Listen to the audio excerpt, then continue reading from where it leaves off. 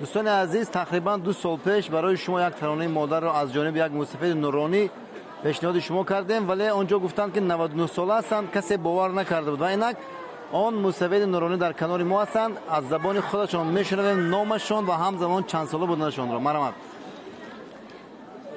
گفتم که نامم یک بار دیگه خدای بردی و خدای خوی نامم 99 ساله من به همین خدمت شما هم باید نمیگم چی التماساتانه میکنم.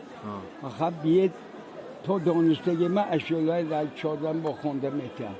خب همون ترانه مادر رو یک بار دیگه برای بینندگان خونه، زیرا خیلی اخلاصمندان زیاد داره. آدمی زودی بکرده در این دنیا مهمان بودست. یک خدایا دوز فریادم به درگاه یتمین عالم.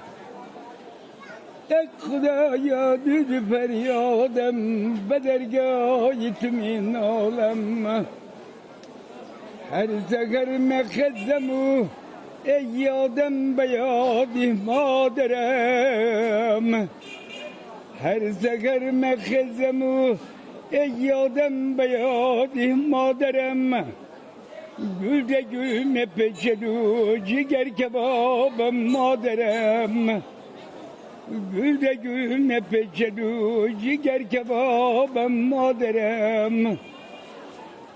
مادرم جان دلم به تو حیار را چا کنم.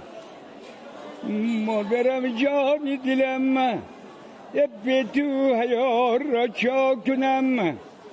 همه میرم با توی آه من دیگران چا کنم. همه میرم با توی آه من دیگران چا کنم. آدمی زاد بکار بودش در این دنیا مهمان بودش. آدمی زاد بکار بودش در این دنیا مهمان بودش.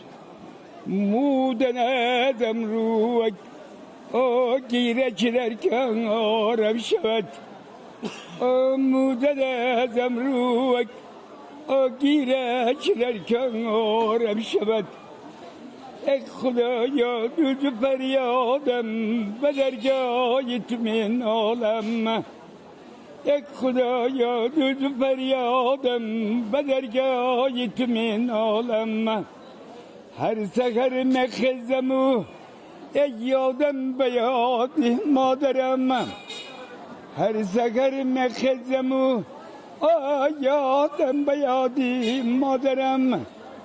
گل ده گل مپچد و جگر کبابم مادرم. گل ده گل مپچد و جگر کبابم مادرم. مادرم جان دلم. مادرم جان دلم به تو حیار را چا کنم. همه میرم با توی من دیگران چا کنم. همه میرم با توی من دیگران چا کنم. سرکم در میکند سرکم در میکند بالشتکی پر مادرم. رنگ کم زر شوده است حال پرسکی من مادرم. رنگ کم زر شوده است حال پرسکی من مادرم. گل ده گل نپچد و جگر کبابم مادرم. مادرم جان دلم. مادرم جان دلم به تو حیار را چا کنم. همه میرم با توی من دیگران چا کنم. همه میرم با توی من دیگران چا کنم. سرکم در میکند بالشتکی پر مادرم.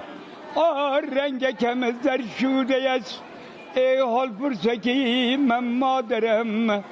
رنگ کم زر شوده است ای حال پرسکی من مادرم گل de gülme peçedu ciger kebabım maderem maderem canı dilem maderem canı dilem ebbetu hayar çakunem hemme mirem batuyu o men digerane çakunem hemme mirem batuyu o من دیگران چاکنم زنده باشد بابا جان برای آنهایی که برای مادرشون به احترام میکنن شما چی میگوید؟